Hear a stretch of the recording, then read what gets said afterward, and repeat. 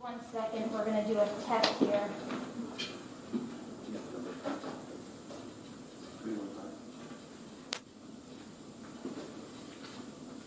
Right. On then. 4-1. 3, 2, 1. 7, 3, 1. Go. 4, 2, 2, 2. 2, 2 in the mic, so we can test a little bit. Well, I guess they're doing subtitles. Great, great. Yeah. Oh, we're good. Yeah, I mean, like the deaf and John, blind are folks, you- they're not going to know. John, are you on, or do you need me to admit you? Yeah, they do, you know, they just told me that not to put their name on the post. I just, so you know that's not. Not to say that number one more time. 3, 4, 1, 7, 3, 1, 4, 2, 2. Okay, I got it. Oh, yeah.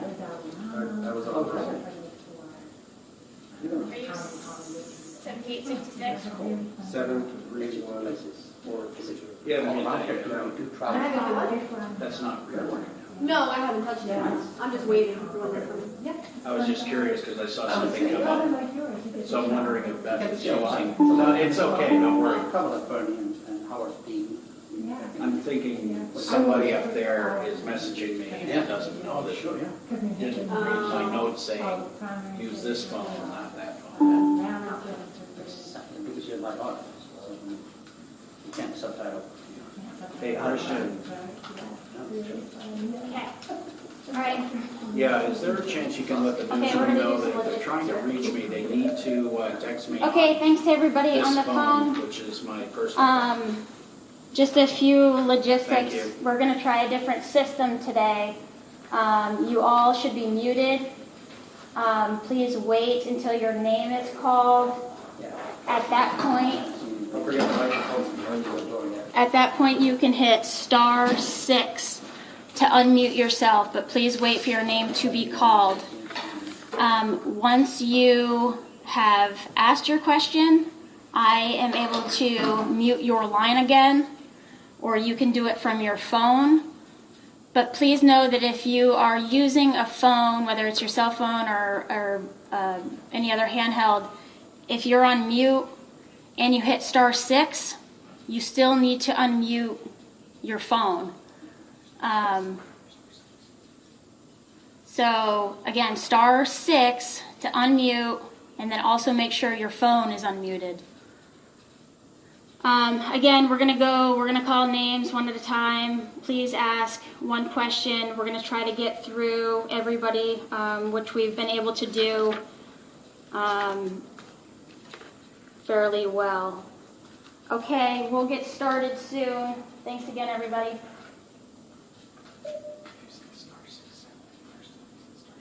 Yeah. Stu told me. Yeah, there's all-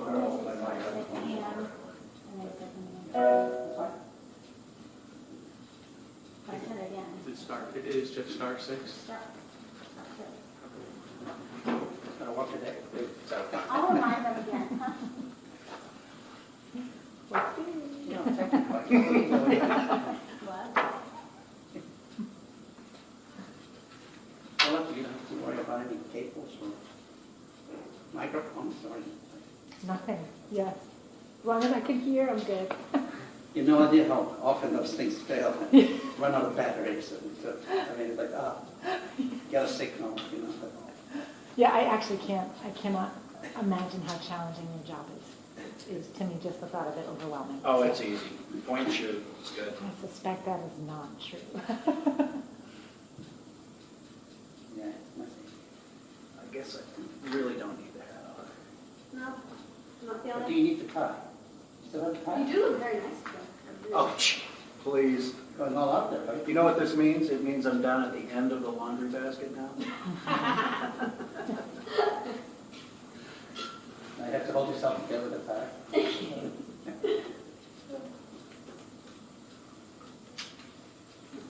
You want to tell them to Britt?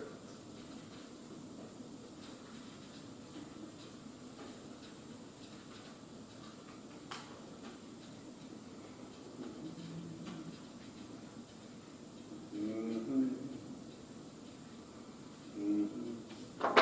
want to sing for us?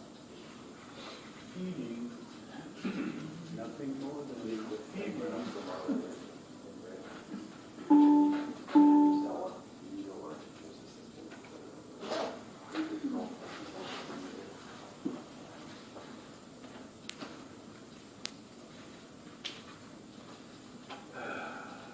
My cat was not happy with me, or last night, no.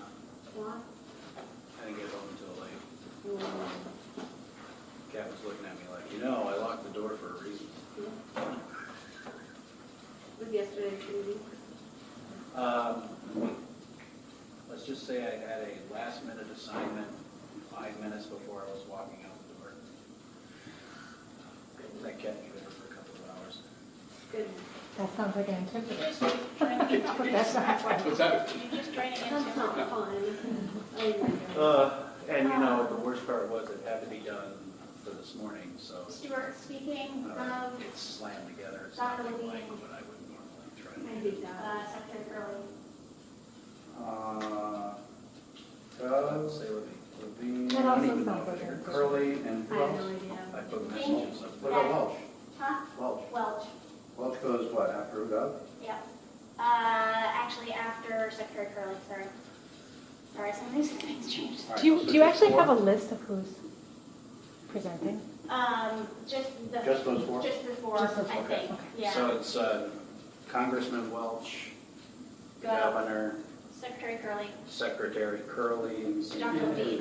Yeah, I was just, Dr. one Lee. second, thank you for Oh, coming and on. right, and Yeah. then the other commissioners. Yeah. Again, that was as of like 20 minutes Those ago, are- so subject to change. Sure. But at least it gives you a Yes, Secretary Curley. place to start. How many people do you have on the call? 11 or 11, I want to say we have 11? It's 11. Yeah, we Dr. have Levine. 19. Levine. Levine. That's I what I was told thought. just like Adam Levine.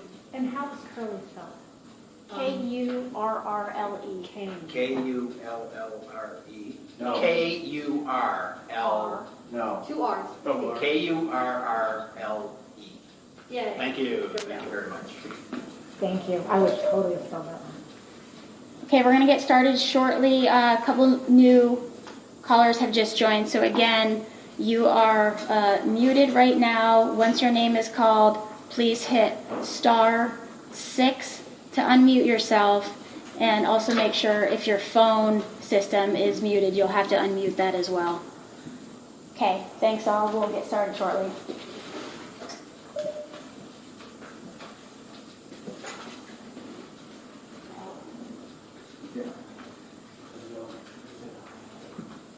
Takes a while because they're individual coming down in the elevator, right?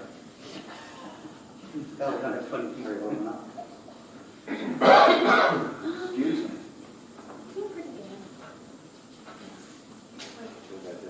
Yeah. First thing, open my eyes.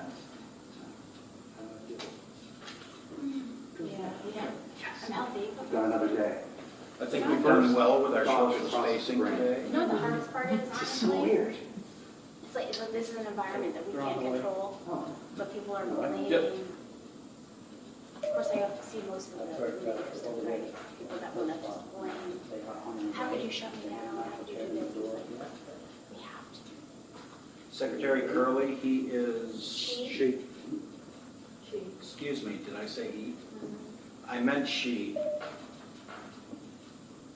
Yeah, she is the Secretary of Commerce.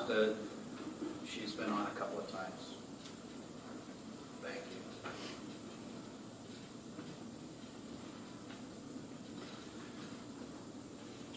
Okay, they're on their way down.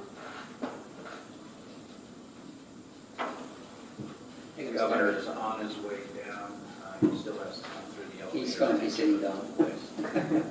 He's in the center for the, he's on the governor's camera and Okay, the okay. phone. I have to unmute. Please tell me you didn't sponsor Should I that tell him camera. that? No.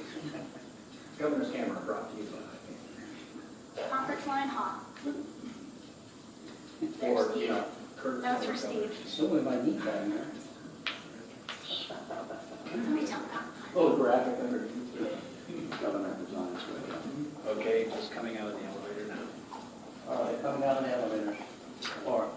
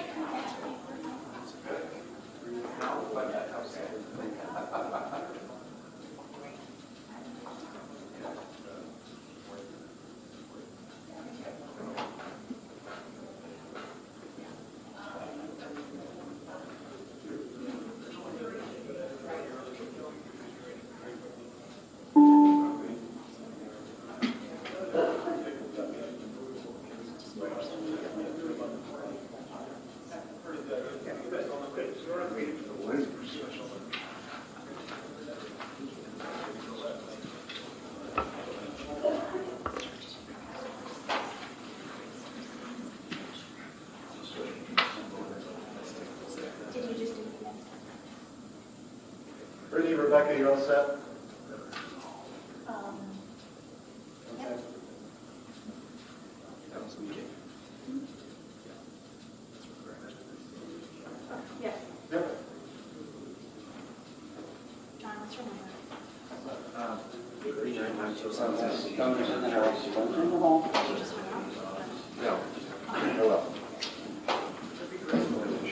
They're on their way in, they're walking up.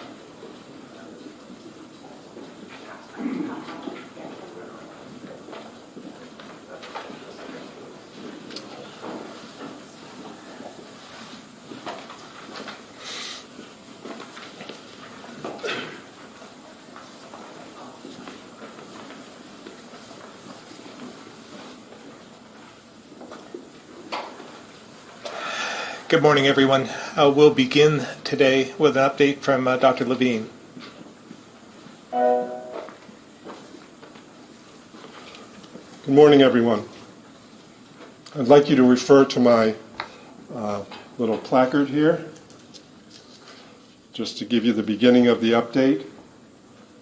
And I've been told I need to stick close to the microphone, so I'll do a lot of pointing. Each bar represents the cumulative number of cases on a given day during this past month.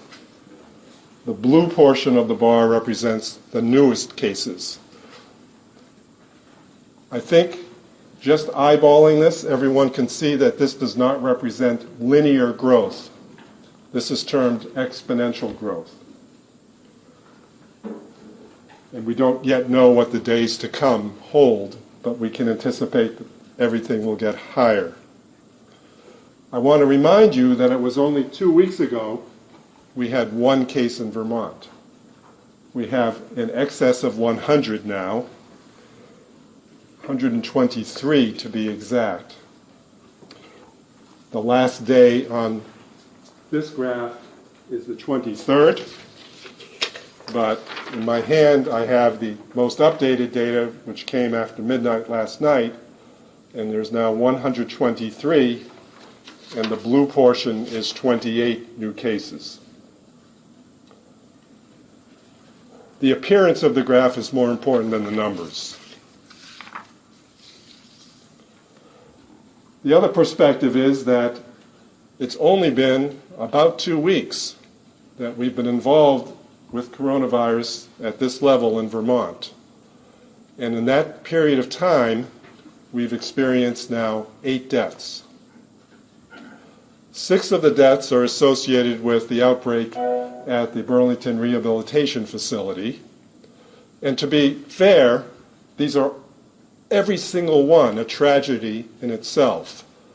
But most of the deaths there were in individuals who were very medically complex, may have had advanced dementia, and did not have goals of care that were going to indicate they would be going to a hospital for full resuscitative efforts.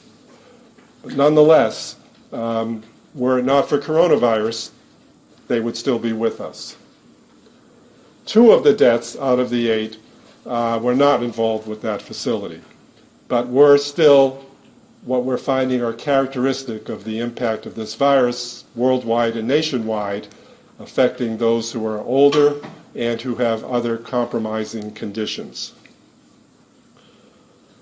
So I'm very concerned about the slope of that curve, and very concerned in our small state about the number of deaths we've had. If you begin to look at the experience regarding deaths around the world, you'll find that in the countries that have been hardest hit, which would include Italy and Spain, the lines are pretty vertical in this direction. That indicates a rate of doubling of death every couple of days in those countries. There are now states in the United States that show the same trend. Our neighbor New York, New Jersey, most recently Louisiana was added to that. Louisiana 2 weeks ago had its first case. It's 7 times the size of Vermont population-wise, but it now has 1,000 cases. And their death rate, as I mentioned, is accelerating very rapidly with a doubling time over a few days. The state of Washington, which we've sort of used as our index case, if you will, has a much more diagonal slope. Still not wonderful, but the death rate doubling there every week. So we in Vermont, I'm giving you this for perspective, want to make sure that we've caught this exponential growth in terms of the number of cases looking into the future at the right time, and that we don't mirror some of those death rate curves where things are definitely getting very rapid and concerning. So this is why I view this as the perfect time for the governor's latest mitigation strategy and his emergency order that will be talked about further in this conference. I wanted to talk a little bit about expectations, though, now that we are implementing the stay home, stay safe policy. What will happen, what we might expect.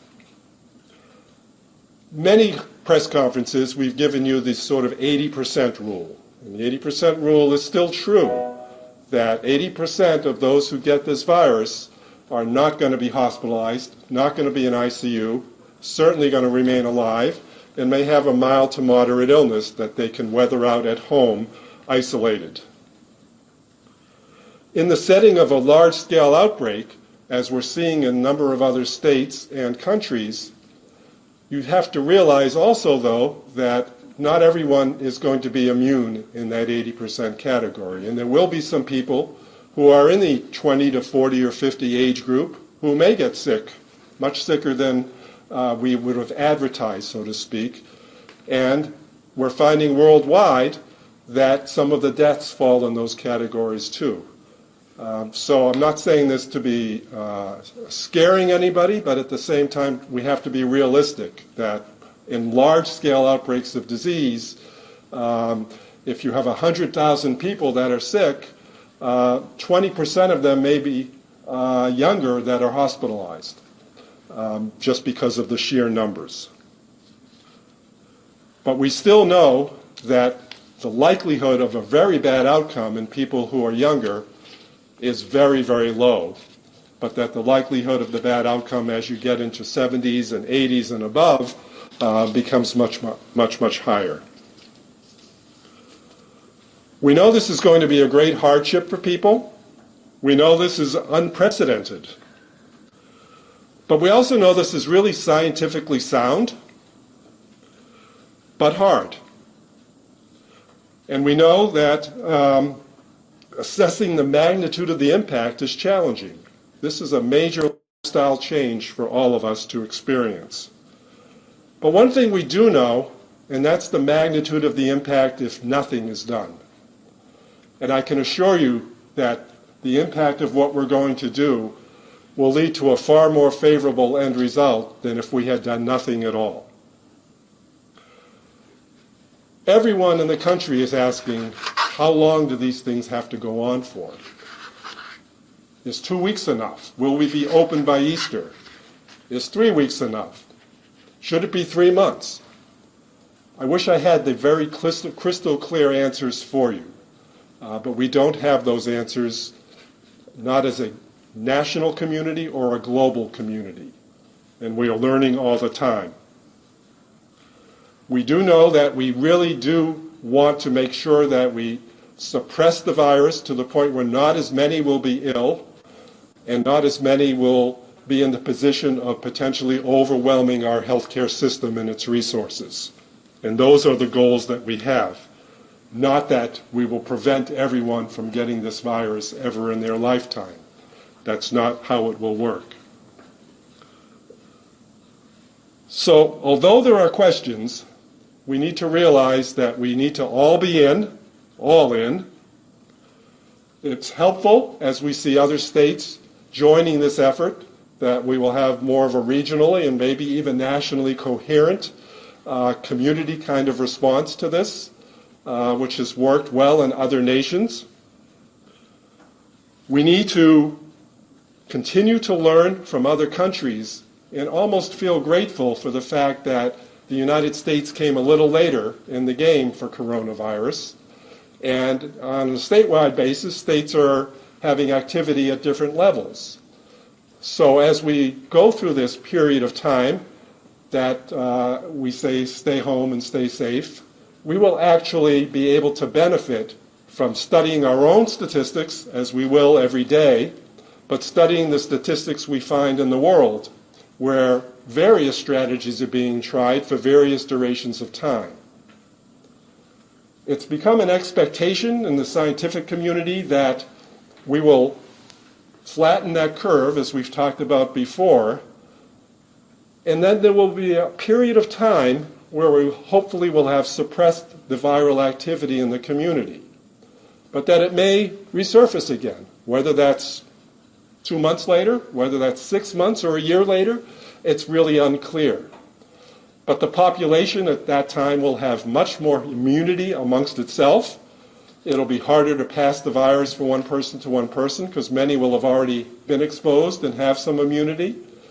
And we will be able to get on top of that with more traditional case tracing and testing and isolation methods much faster than the country did originally. And that will be a very good thing for us all. So in summary, this strategy is a wise one. It's scientifically sound. It has some elements of mystery to it in terms of not being able to tell you exactly what will happen on a given day and when. But it will work, and it will work best if we take, and it takes a village mentality to this and work all together. Thank you.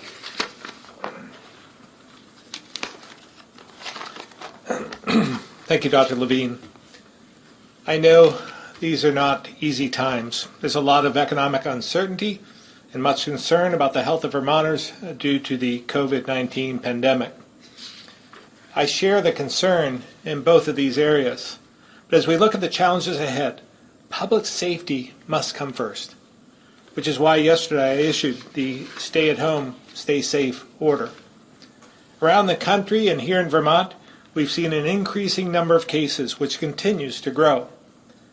This is not unexpected. And while each and every step we've taken is needed, they have been difficult decisions to make, and this is a responsibility I do not take lightly. But here's what I need Vermonters to know, and this is what I need from them. I need you to stay home. Doing so will save lives. It's just that simple.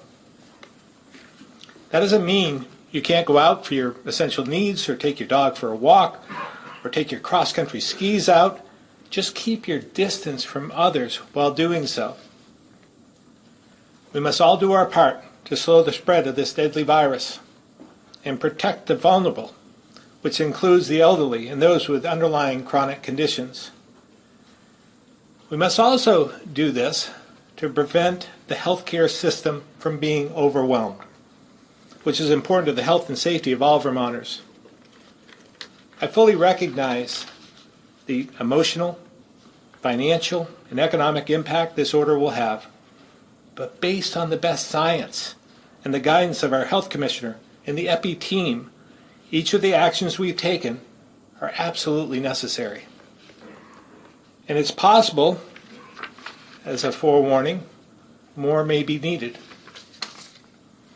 With the order I signed beginning at 5 p.m. today, Vermonters need to stay home as much as possible.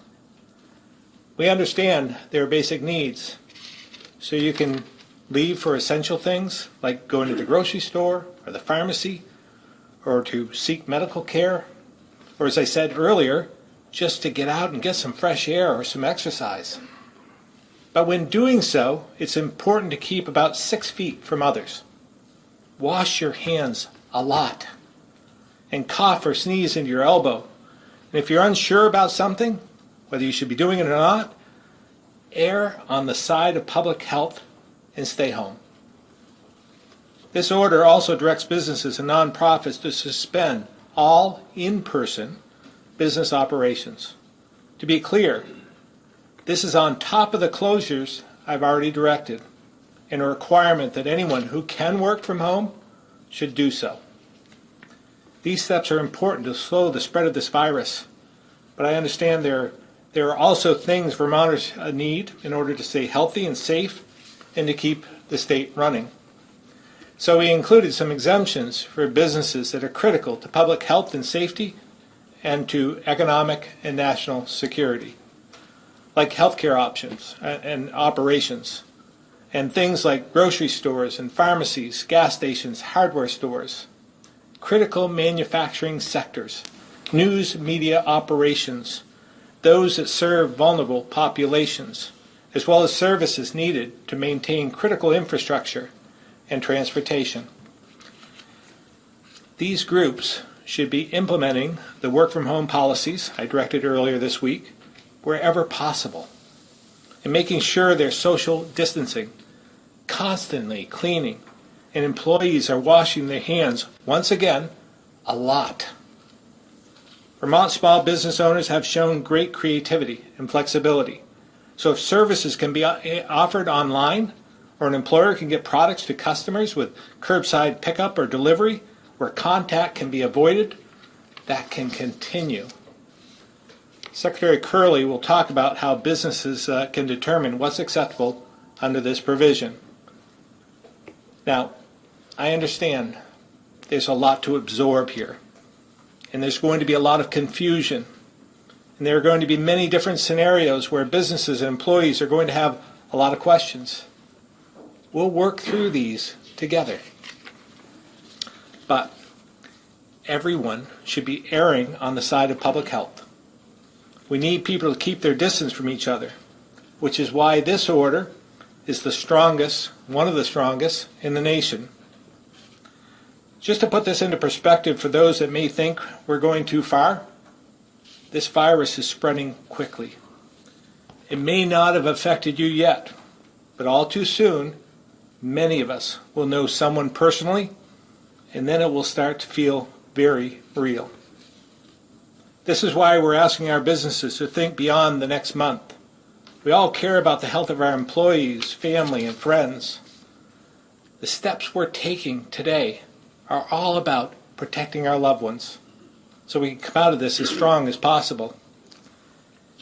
Today, we'll also be announcing that in coordination with Amtrak and partner states, Vermont will suspend all Amtrak service beginning tomorrow. More information will be coming out later today. Additionally, due to the recent snowstorm and the accumulation we received, and in consultation with VAST, they have agreed to close its trail network for the season beginning today. It's important to remember, if we follow these stay-at-home measures closely, we can get through this quicker and more safely and get on with our daily lives. And then we can get our economy moving again. Now, I have tremendous faith in Vermonters, in our ability to follow this order, to save lives, and to support each other in this time of need. Now is a moment of service for all of us. It's our turn to face a once-in-a-century challenge. But I know Vermonters are up for it, because we're Vermont strong. We'll get through this, but we'll do it together. So I'll now turn it over to Lindsay Curley, our Secretary of Commerce and Community Development. Thank you, Governor. Good morning. I'd like to start by saying that we at the Agency of Commerce and Community Development fully recognize how hard the last few weeks have been on our businesses, employees, and all Vermonters. We hear you, and we will continue to keep you informed with daily updates and guidance and provide answers to your questions. We'll continue that effort each and every day moving forward, knowing full well that the days and the weeks ahead will bring more pressure to the economic vitality of our business and people. I want to stress the best thing we can do for our business community is to get through this crisis quickly. And that can only happen if we are putting our health and the safety of Vermonters first. That means making some tough decisions and complying with this executive order as strictly as possible. These are difficult steps to take, but we believe these measures will slow the spread, flatten the curve, and save lives. And ultimately, it will allow Vermonters to get back to business faster. I want to clarify what this order means. The governor has directed all in-person business operations to suspend unless you are deemed essential to the COVID-19 response or national security.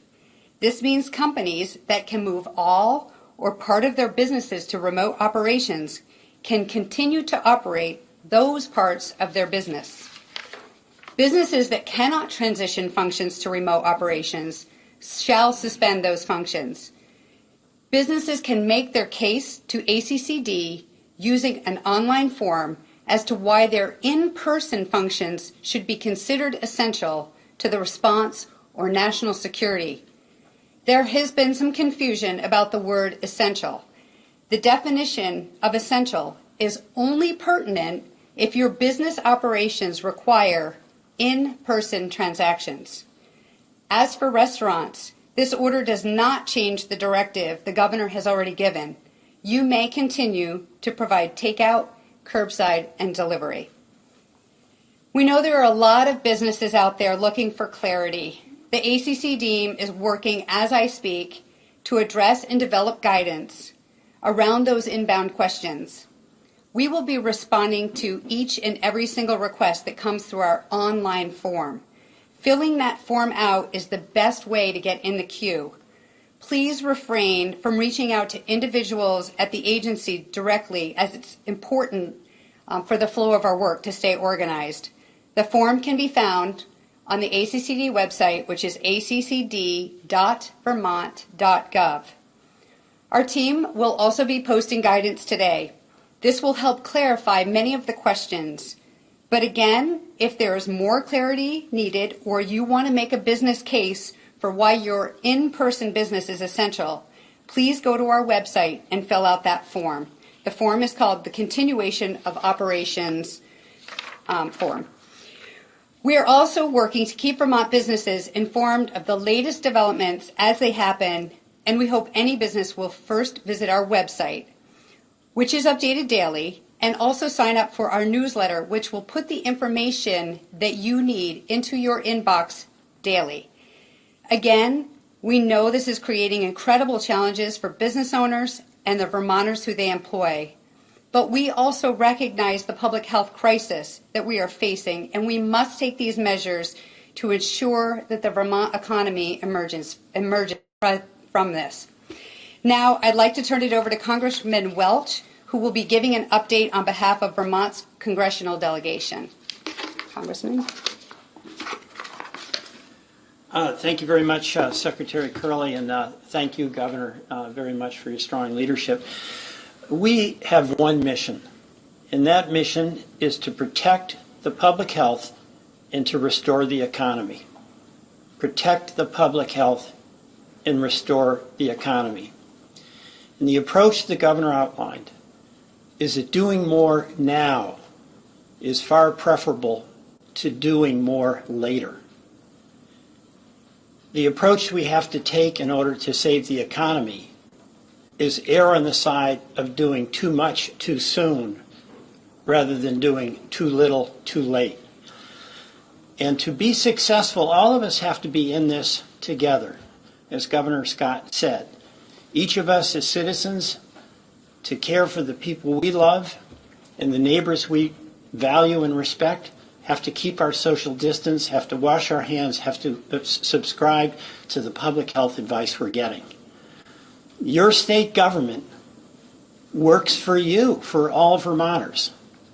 And your federal government works for you, all Vermonters. And we have to work in coordination in order to be successful in achieving those goals of protecting the public health and reviving the economy. Governor Scott has the responsibility of making the decisions about what are those steps to protect public health. His partners in Washington Senator Leahy, Senator Sanders, and me have the responsibility to work with the governor and Vermonters to take the economic steps that are going to help us get through this and get to the other side. There's really a division of labor, but there's a single mission. There have been two bills that have been passed and one that is now being considered. The first bill, when this started, was $8.3 billion, and that was a big number back then. And it was to get some money to our frontline providers, and it was to provide for some increased unemployment insurance, and that's been helpful. The second bill that we passed recently was $100 billion for increased unemployment. It was also to assist our healthcare providers with Medicaid reimbursement and supplemental nutrition for our kids who weren't going to school but are still getting their meals, and seniors who depend on these meals. Now, the third bill is right now being negotiated with Senator Leahy taking a lead in the Senate. And Senator Leahy's State Director, John Tracy, is here joining us. Thank you, John, for being here. This is extraordinary. It is a $2 trillion economic aid package that is necessary. And there are many details to be worked out.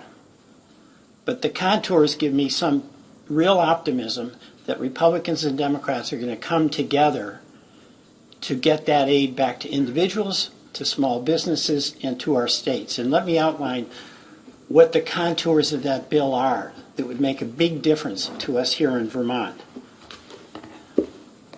One, for individuals.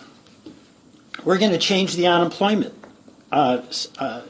schedule. Right now, the top amount you can get in unemployment is a little over $500. Yeah, right, Governor? We would add $600 to that. That would be at no expense to the state, no damage to the employer for the additional claim. That would last for 4 months, at least. So individuals would be able to get up to $1,100 or more for 4 months because they have had to comply with the social distancing decision that is being made. Second, that unemployment is going to apply not just to folks who are getting a weekly paycheck, but to individuals who are self-employed based on their last year's income, and also independent contractors, you know, the Uber drivers, the folks in the gig economy.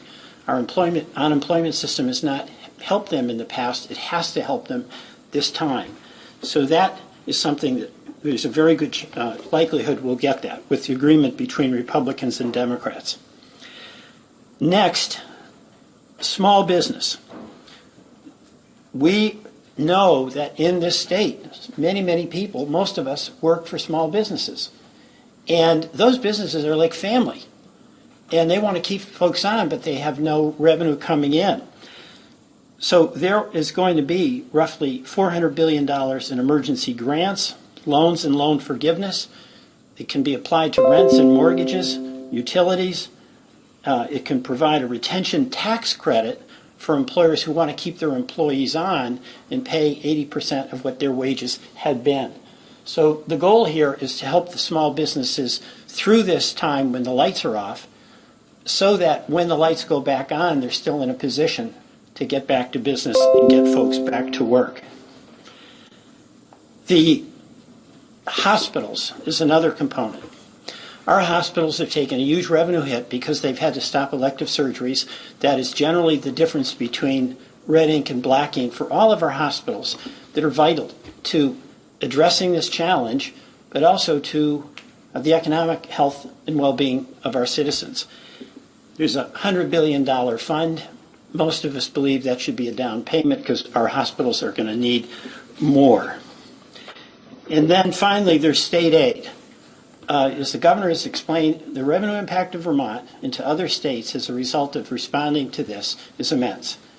And it hits on two sides, the revenue side, which is down, and the expense side, which is up. And we believe that it should be the responsibility of the federal government to be the one that bears the burden and not transfer it to the state or to the local taxpayer.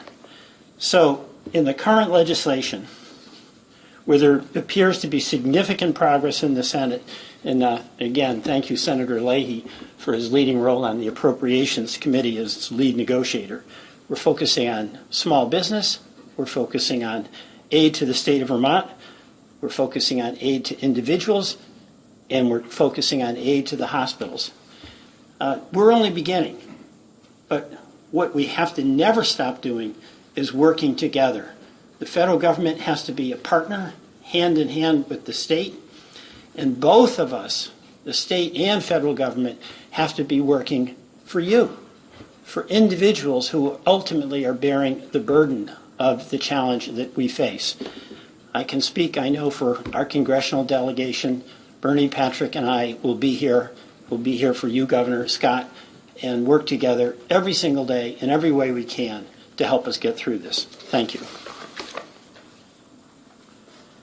Thank you very much, Congressman Welch. We are very fortunate here in Vermont to have a strong congressional delegation that's working on the behalf of all Vermonters.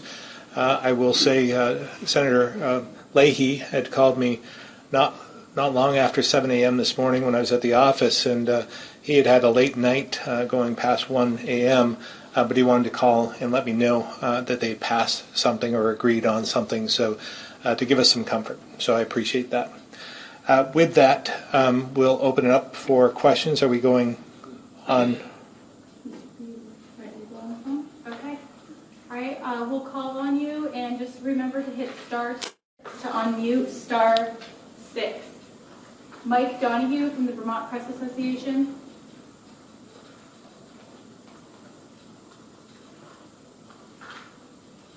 It takes a second.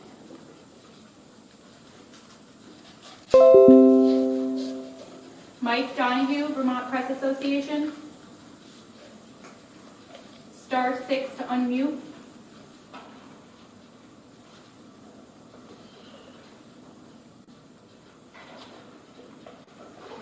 We'll move on to Sean Cunningham, the Chester Telegraph.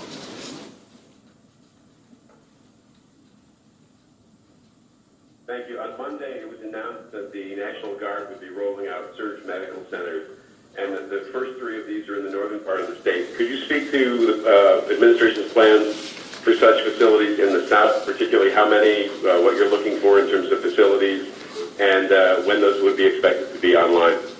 Yeah, I'll have Commissioner Sherling respond to that one. Great question. We're working closely with the Hospital Association to deploy surge plans statewide.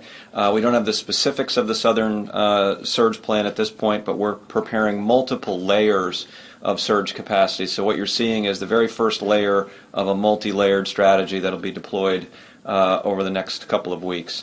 As more information becomes available, we'll certainly share that. Of note, the clinical guidance that we get relative to what's needed in those sites is one of the most important things. So as this evolves and more information becomes available, the physicians in the hospitals help to determine where the sites go and the types of sites that get deployed. Ann Wallace-Allen from VT Digger.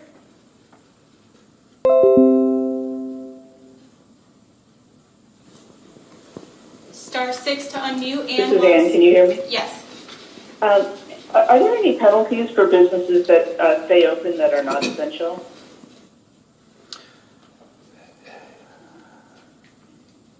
Yeah, I think we'll go back to Commissioner Sherling.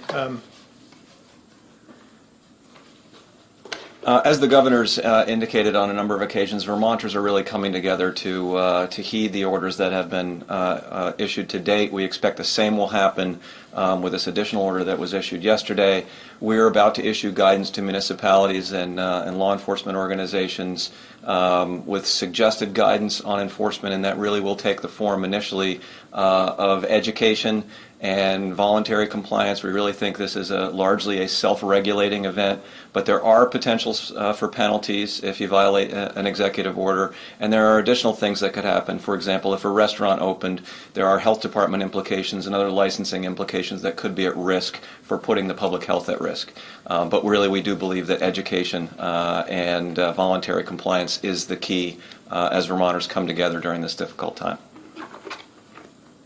I also want to say that we've had a great response from Vermonters on this, on the first round. Many of the bars and restaurants and so forth that had to close, and it was difficult for them, but they really have used their creativity and imagination, and had done so willingly, understanding the mission that we're facing. All right, Keith Whitcomb of the Rutland Herald and Times-Argus.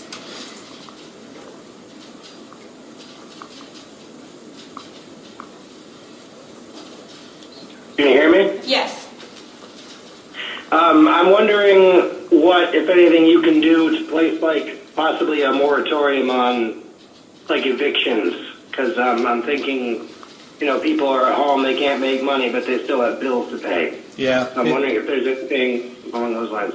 Yes, thank you very much. And yes, we will, you can expect something over the next day or so, giving some guidance on that. We're working amongst ourselves with the legislator as well in this process, but you can expect something in the next day or so on that issue.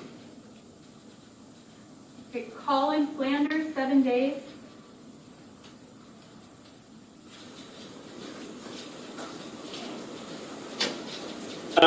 Thank you. So, Governor, I have a question for you. Could you just speak to what you're hearing come out of the White House specifically? I think as Dr. Levine alluded to, we will be up and running by Easter. Could you just give us your thoughts about that?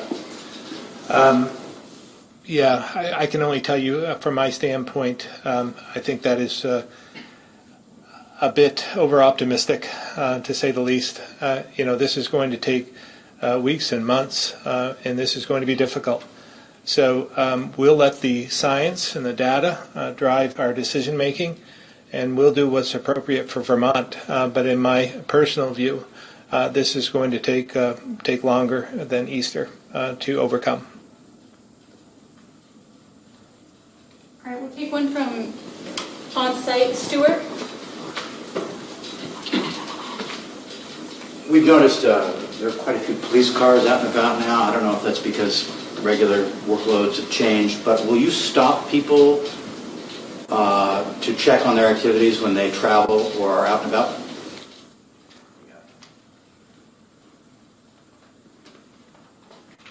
You have seen an increase in visibility of law enforcement. That's by design during this time.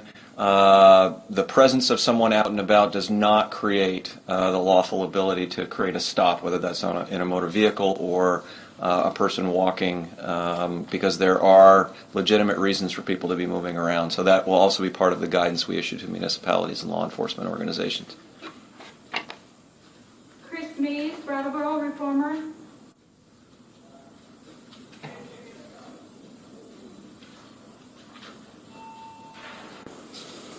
Star 6, Chris Mays.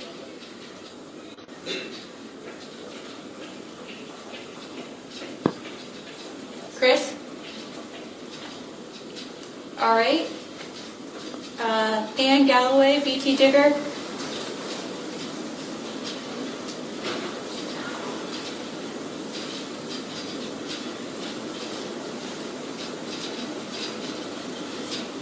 Star 6, Ann Galloway, BT Digger.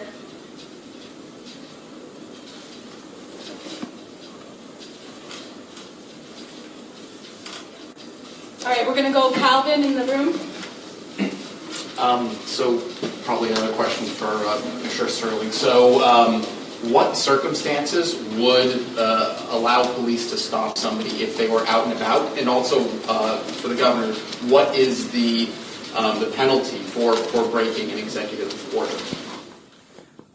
Relative to folks that are out and about, the the criminal overlay hasn't changed, so the law enforcement officer would have to have reasonable grounds to believe that person committed a crime. Being out and about does not create a direct nexus to a violation of the executive order, so the two things don't directly connect. You'd have to have something else. In terms of the second part of the question, we are still working under the model of encouragement and education. We have seen no abuse of that thus far. We're going to continue down that path until we find it necessary to do otherwise. But again, encouragement, education. Vermonters will do the right thing as long as they understand what the issue is, and that's why we've been trying to provide that education ourselves as to the magnitude of the issue that we're facing. All right, Liam from VPR.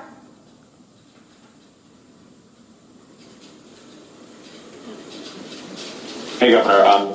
Thanks for taking my question.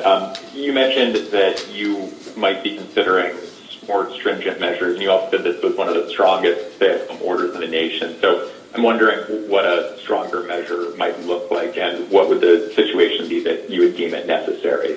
Yeah, when you take a look at other countries, some of their measures have been far more extreme. And I'm not contemplating. I don't want to put fear into the general public. But if we see the numbers continue to increase, and then we're not bending that curve. Now, and remember, bending the curve is not instantaneous. We're not going to see, as a result of the actions we're taking today, we took last week, bending the curve overnight. It's going to take a little bit of time for that to happen. So we'll watch the trends. We'll still continue to rely on the best science we have available to us from our EPI team, as well as Dr. Levine, and then we'll continue to make changes as we see necessary. We are in hopes that this will have the effect that is going to be provided.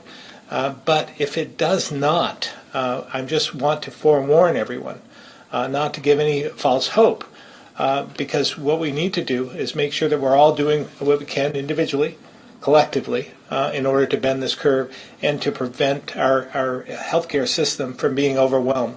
And so that's it. I mean, again, everything that I outlined in my initial remarks will be helpful. But if we see that there's no change, or it's getting worse, then we have to take more measures. We'll go back to Ann Galloway from BT Digger.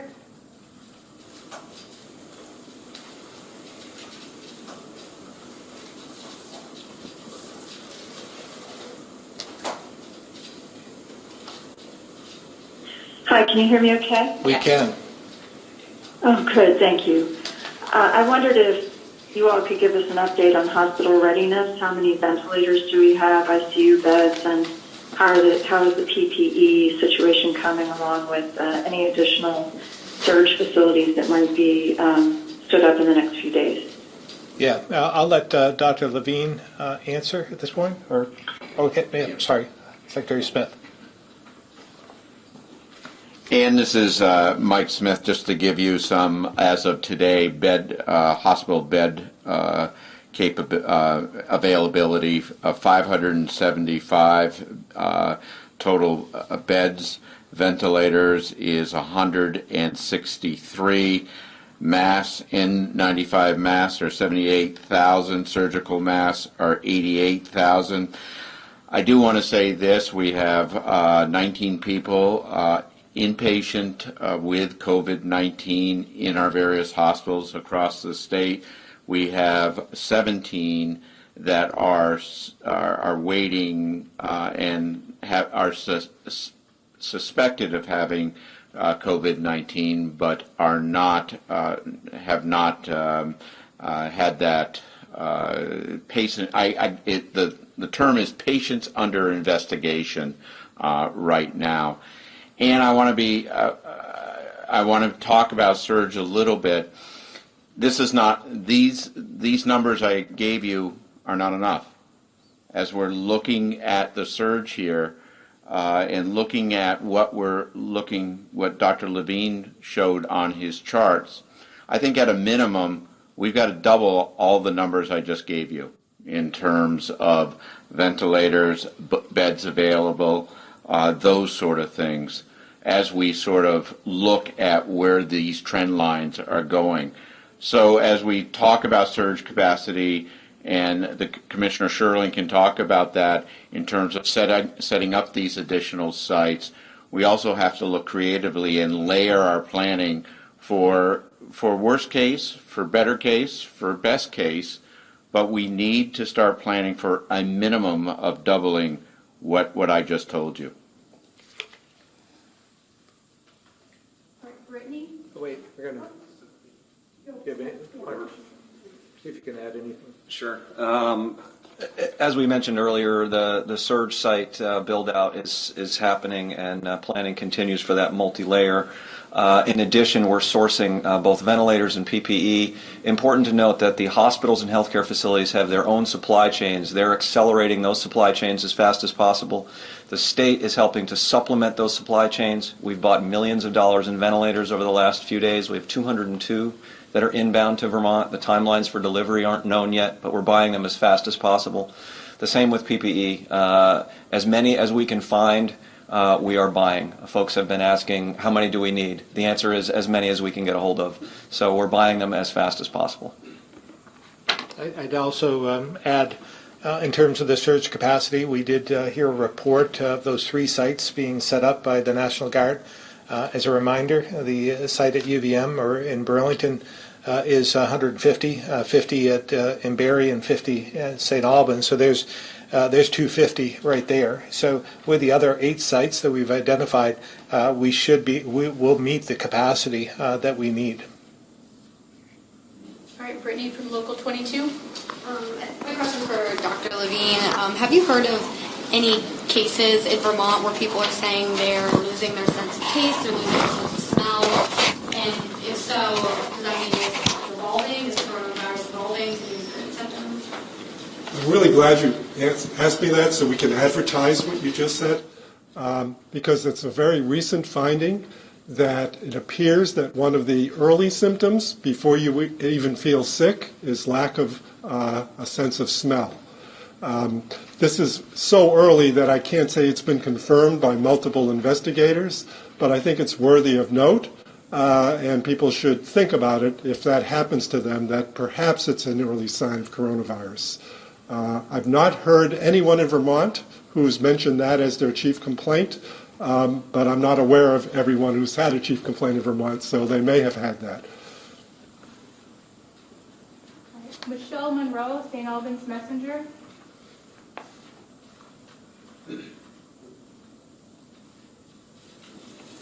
Michelle, *6.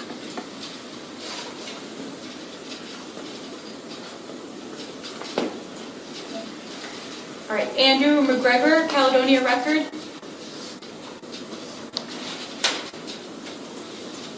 Yes, thank you. You just mentioned an identified need for wanting to double the number of beds, ventilators, and all the PPEs. Is that based on updated projections you're working from? And do those projections have top-line numbers and the time frame about when you need that capacity by?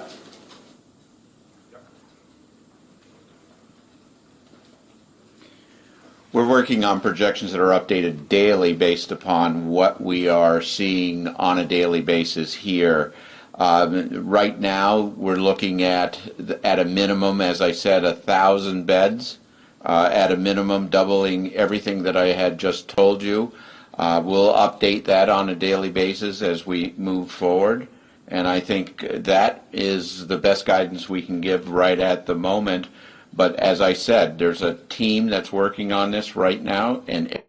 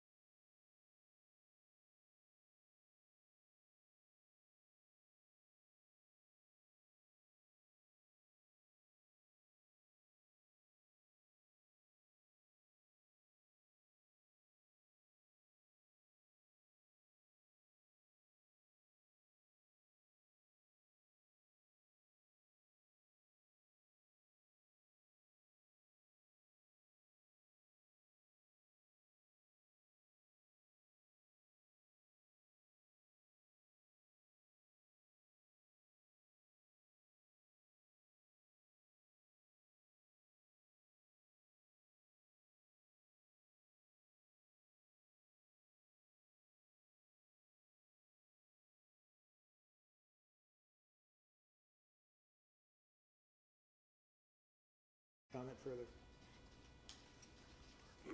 It again goes back to the frequently used analogy of knowing where the puck is going to be rather than where it is now, and trying to anticipate that. And knowing what the exponential rates have been doing, this seems to be the appropriate.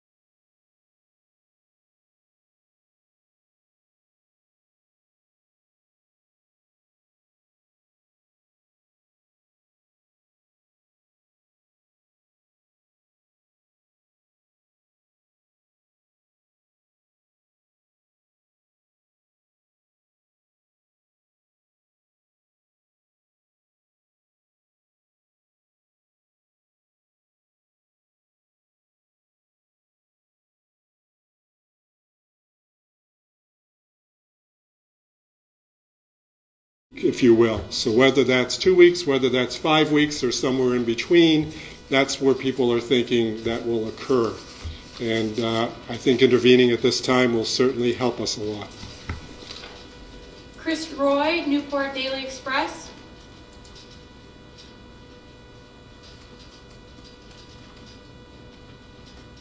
Chris Roy, star 6.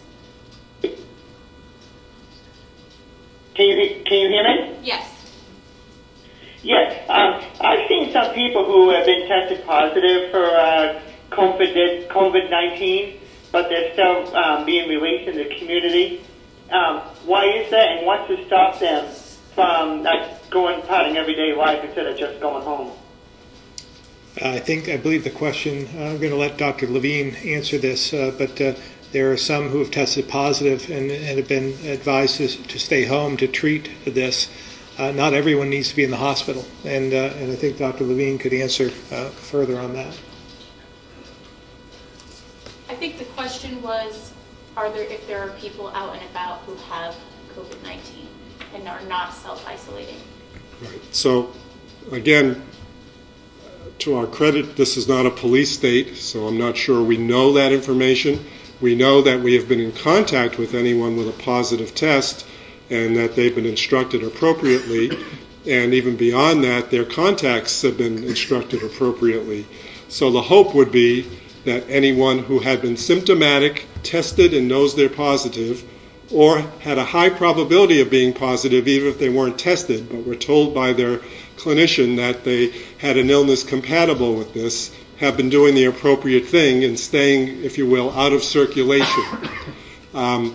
We have to recognize that part of the success of the virus is its ability in some proportion, and maybe a small portion of the population, to be existing in a stage that it's contagious, but where the person has no symptoms and doesn't walk around knowing that they're ill. And that's how, indeed, a lot of community transmission, which we're seeing in Vermont, occurs. And just to further that, and Dr. Levine can correct me if I'm not stating this correctly, but as soon as someone is tested, they're advised to isolate, to stay home, and not go out in the community. So if we're seeing that, we should know about it. But at this point in time, we've seen that Vermonters are complying with that order. All right, last question, Lola from Digger.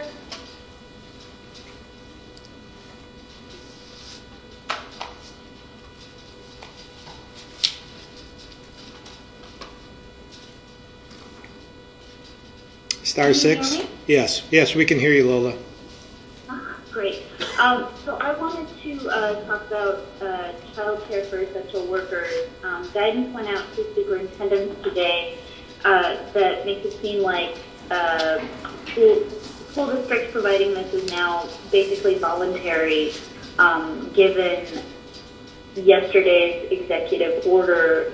Is that correct? And if so, what's our capacity looking like for providing this child care, especially compared to demand? We have Deputy Secretary Boucher here, and she'll answer your question. Thank you. Yes, Lola, that is correct. That's some additional guidance from the Secretary of Education just went out today. We anticipate a number of schools have set up either themselves or via partnerships with private childcares in their vicinity, functional childcare arrangements. We anticipate that those will continue as they can. In other areas where they're still struggling for a number of reasons to set up an in-school situation, we anticipate being able to help them find some private childcare spaces.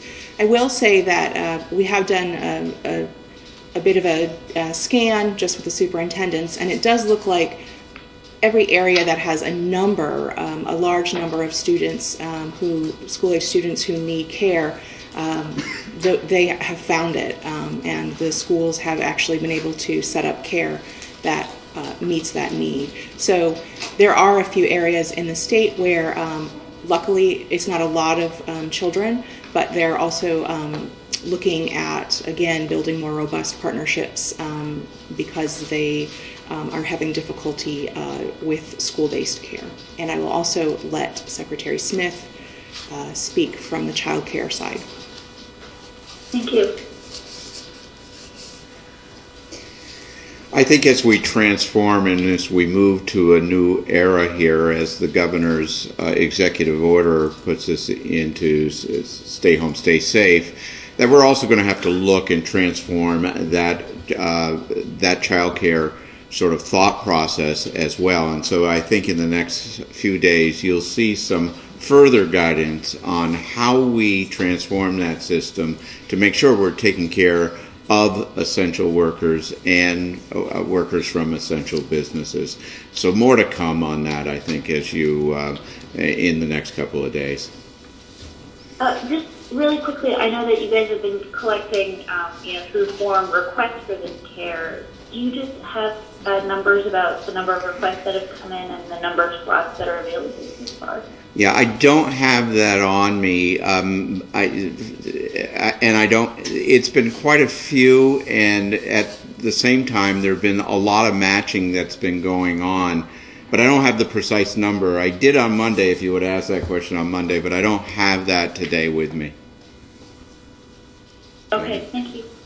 I do have school-age numbers as of Monday. They were approximately 360 with about 30 more pre-K. So that's slots or requests for care? Requests for care.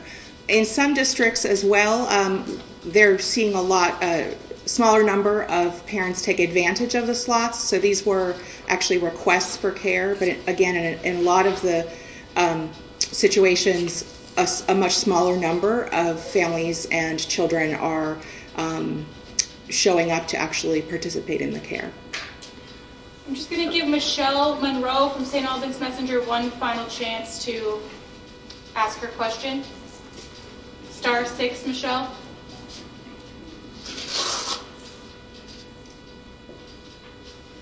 All right. All right. Well, that concludes the press conference. I want to thank everyone that called in, as well as those who are viewing in, for their understanding, their patience, and taking every step necessary in order to prevent this from spreading. So you can all do your part, but we'll get through this together.